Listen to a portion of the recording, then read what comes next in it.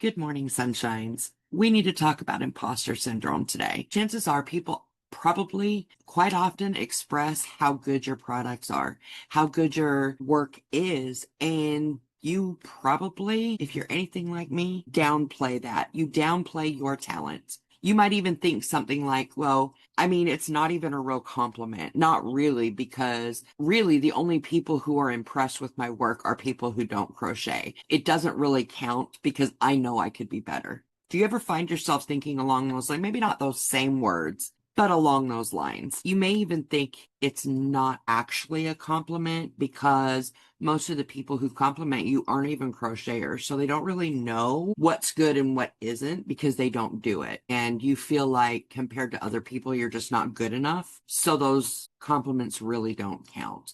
That sucks. I've been there. I've been there. You might follow patterns and feel like you can't, while you can do a pattern, you feel pretty comfortable in your ability and your skills to follow a pattern. You get real sketched out when you consider modifying that pattern or even creating your own. Even when people say, wow, you made that? You kind of deflect and you find yourself mumbling something like, I mean, it could be better, or it's okay, I guess. This is imposter syndrome. Everything that I just described, I've gone through. I continue to go through all the time. Do you know that 70% of all adults suffer from imposter syndrome at least once? And most of the people who deal with imposter syndrome are highly successful.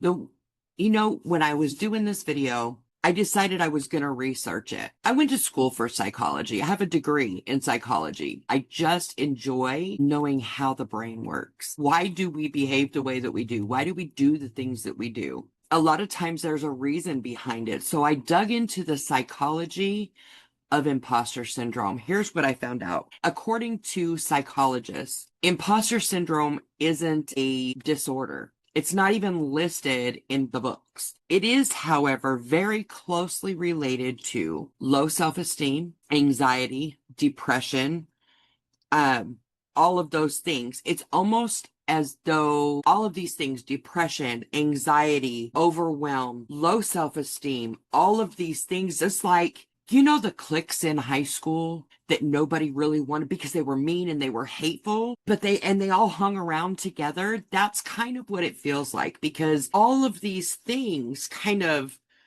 hang around each other and they feed off of one another. So I don't know why I didn't do this earlier. If you're new here, my name is Marty. Around here, we flip the script, we bend the rules, and we have a damn good time doing it. Imposter syndrome is something that I have struggled with for probably my whole life. I was talking to somebody the other day, last night, as a matter of fact, and we were talking about, way back. I'm old, way back in school when there was, you took classes for drama, theater, maybe even the choir or band or sports, or, all of these different activities. And I never did it.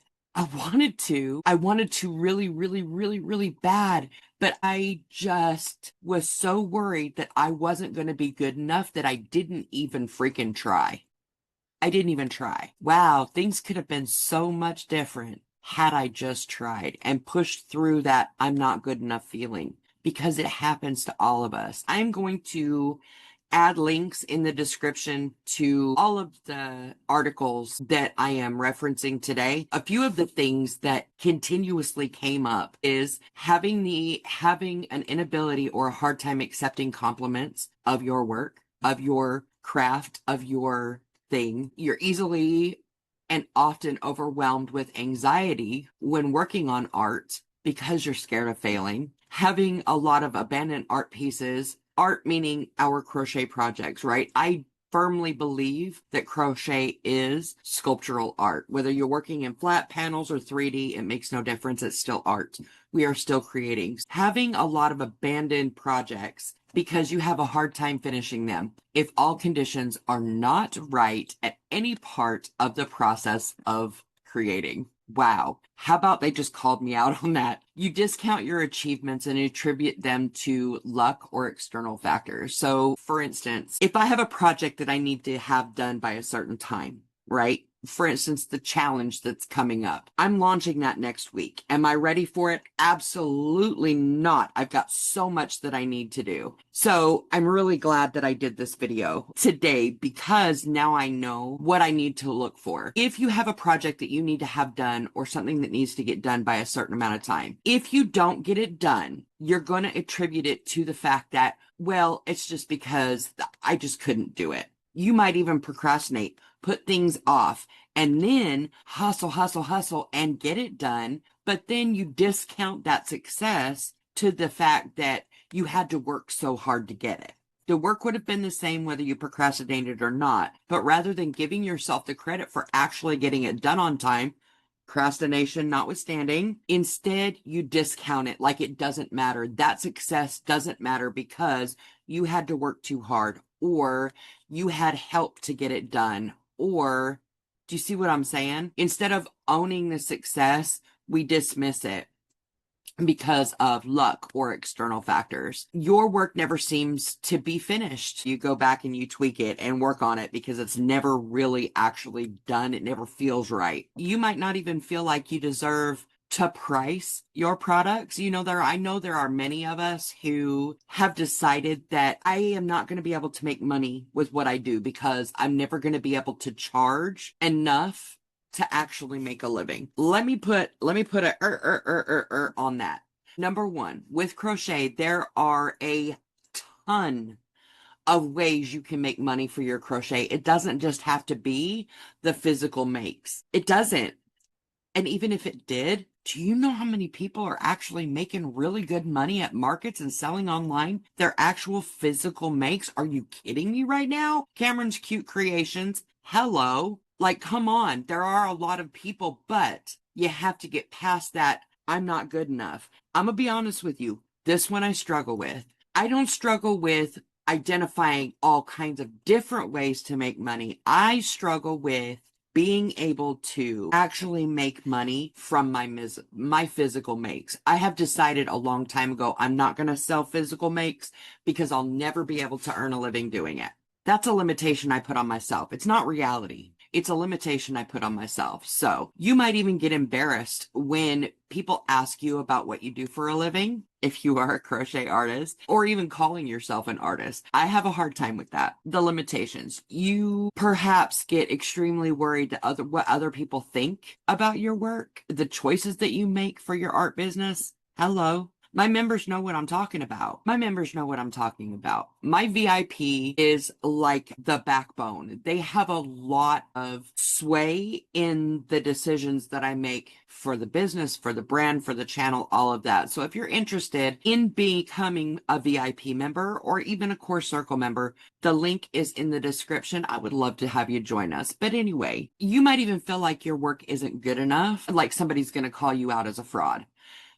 That is real. That is rough. That is really hard to push through, especially because you are comparing yourself to others. And you want to know something else that I found very interesting in all of my research is that imposter syndrome, that I feel like a fraud, that often shows up more prevalent when you do get compliments. When you don't get compliments, it's more like I'm just not good enough. Nobody compliments me. And I don't mean to sound as though I'm making fun of these things because I go through it on a consistent basis. It doesn't matter because nobody is complimenting you. Nobody is giving you praise for your projects. But when they do, you discount it. And that praise, those compliments, that's what triggers the imposter syndrome. Oh my gosh, somebody's going to think I'm a fraud. It was just luck that it happened like this. Yeah, I mean, it's good. It's a good project, but that's not my norm. That's an anomaly. People are going to find me out. That kind of thing. Look, I want to talk about what we can do about it because I've talked about how it shows up. I've talked about how it happens for me. I would really be interested if in the comments you would tell me how it shows up for you because there are so many ways that it shows up. How often it shows up really depends on what we're doing and how deep we are up in it. So let's talk about first, actually, let's talk about what some of the experts say. The experts will straight up tell you imposter syndrome often coexists with depression. anxiety, low self-esteem, social dysfunction, um, that it appears at least once in about 70% of all adults. That's a high percentage, male or women, it doesn't matter. Although women do suffer from it more than men do, amazingly enough. Go figure. It is not a recognized psychiatric disorder, and it's not featured in the American Psychiatric Association's Diagnostic and Statistics Manual. DSM-5. It's not listed in there, and it's not even in the internal classification of disease 10th revision. Like, it's not listed as a disorder, like anywhere. They admit, the psychiatrists, the psychologists, the higher ups, the learned people, they admit that it's an issue, but they don't associate it with it being a disorder. It's just like a symptom that's linked to depression. So it usually shows up calling attention to someone's success. It can unleash the feelings of imposter syndrome. So, like I was saying before, when somebody compliments you, or when you receive an award, or you pass an exam, or you get promoted, that triggers the imposter syndrome. Also, failure after a string of successes can actually cause someone to question and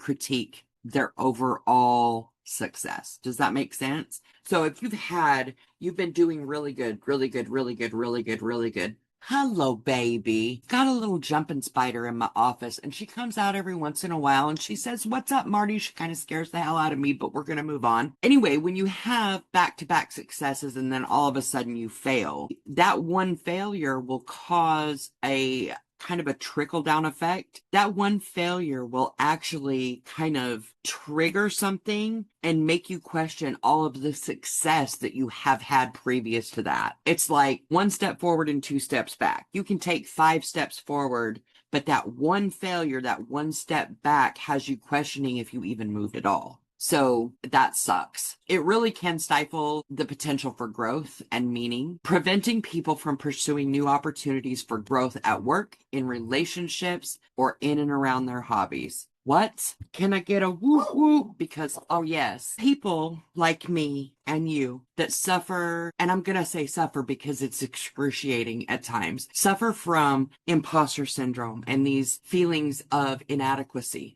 cannot internalize your success, and because of that, experience massive feelings of self-doubt, anxiety, depression, apprehension of being exposed as a fraud, even though there is verifiable evidence that you're doing well. You discount it. So now that we have discussed how it shows up for most in the crochet community, I'm going to say creatives because it's not just us. And it's not even just creatives. It's, like I said, 70% of all people. We've talked about how it shows up. I've given you how it shows up for me. We've talked about what the experts say. And now let's figure out how we're supposed to fix it. Let's figure out how to fix this. What can we do about it? First of all, back away from people who make you feel less than. Stay away from them. If you find yourself constantly comparing yourself to Susie Homemaker over there that runs a 6-figure crochet business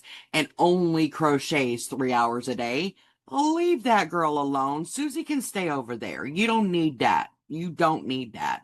For your own peace, for your own sanity, leave Susie alone. Back away from that. Also, recognize your thoughts. Acknowledge and treat them as thoughts, not facts. I think it was in my last video, I mentioned that it is absolutely critical and important to be honest with yourself. Emotions, it's a cycle, okay? Thoughts become feelings, become action, become thoughts, become feelings, become action. It's a circle. You really need to dig deep and figure out what are thoughts and what is reality. Thoughts are not reality. What you think in here is not always true. It's not a fact. You need facts can be backed up. There is verifiable evidence that it's a fact. Thoughts don't. Thoughts don't. So acknowledge and treat them as thoughts and not facts. Start a log. I call it a smile file.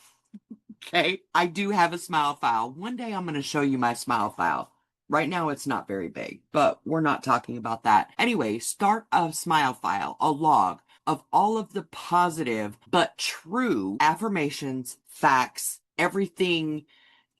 Write it all down. If somebody compliments your project, put it in the smile file. Put it in the smile file. You might not believe it, but they do, and that's all that matters. What you're doing is building a bank so that you can go back and look at that. And as that smile file grows, it's going to affirm that those thoughts really aren't true. Do you see what I'm saying? It's going to help you push through all of that. Am I going to tell you honestly that imposter syndrome is going to go away? I can't. I can't tell you that it's going to go away because I still deal with it myself. But I can tell you, you can navigate through it. You can push through it because I'm doing it. I've been doing it for a long time. It can happen, and it's not always easy, but it can happen. Smile file is critical. Also, continue to learn and refresh your knowledge and your skills. You've seen me on this challenge, constantly trying new things, doing new things, challenging myself to do this, challenging myself to do that, brushing up my skills and constantly trying to learn, because one of the things that really gets imposter syndrome going is the lack of knowledge. If somebody's going to think you're a fraud, it's going to be because you don't know what you're talking about, right? So learn it. Learn it. Become fluent in it. When you know that you are constantly building your skills, constantly learning, constantly growing, that's going to help kind of quiet the imposter syndrome. It's not going to make it go away, but it will quiet the imposter syndrome so that you can work through it. Use that with your smile file. Also, do the scary things. Like, let's be real. You can only fear what you've never done. Once you've done it, it's no longer a fear, right? Now it's become something else, but it's not fear. You can only fear what you have never done. You can only be scared of something you've never tried. So do it. Push through that fear. You'll either like it or you won't, but push through it. Do the uncomfortable things. Do the hard things. Push through when your mind, those internal gremlins, those, I call them haters. Everybody knows what a hater is. My internal haters are way worse than any external hater could ever be. So push through that. Also, and I know you've seen me do this. When I tell you this, you'll know I practice what I preach, okay? Share your vulnerability. Talk about how you feel openly. You're going to be surprised at how empowering it can feel. It's almost as though I can only speak from my own personal experience. Shame, guilt, fear. When those are kept inside, they build and they grate, and it feels like sandpaper on your nerves. It feels like a little stick of dynamite is inside and you're about to explode. When you are vulnerable and you share what's going on and why you feel the way you do, it is very empowering. It really, truly is empowering. And I'm not saying that somebody's not going to say some stupid off the wall thing, but I think you'll find, especially with this community, I think you will find that there are so many people that want to support you, that are there for you, that will help you hold yourself up until you can hold your own self up. Do you see what I'm saying? By releasing it, by showing your vulnerability, by sharing it, it lightens the load. All of these things, if you use all of these things, stay away from people that make you feel less than. I'm just going to leave it there, less than, right? Recognize your thoughts as thoughts, not as facts. Start a smile file. Continue learning, increase your knowledge, constantly grow. Do the scary things, push past the fear, and be vulnerable. Share it. Don't hold it inside. All of those things, they don't get rid of imposter syndrome, but sweetheart, I'm here to tell you, I am living it. All of those things help quiet the imposter syndrome. It's kind of like you can hear it whispering, but just like with kids when they get irritating and you tune them out. So tune out the imposter syndrome. Use these tips that I've told you, and I promise things will get better. Don't let yourself stay small. You deserve to shine. You do. Anyway, go check out the links if you want to check out the resources that I used to research this topic. Check them out. Also, the wait list for the challenge, the link is in the description. The challenge is starting next week. There are only 15 spots available. I am giving 10 people early bird discounts, but they're going to go quick. So people on the wait list, the doors open for wait list early. So they get first dibs on that early bird discount. So get on the wait list. I hope to see you there, and join me over on Coffee or Ko-Fi in the VIP membership or even the Core Circle. Y'all, I love that you're here. I'll talk to you later. Bye now. I'm gonna dance by myself like nobody's watching. Don't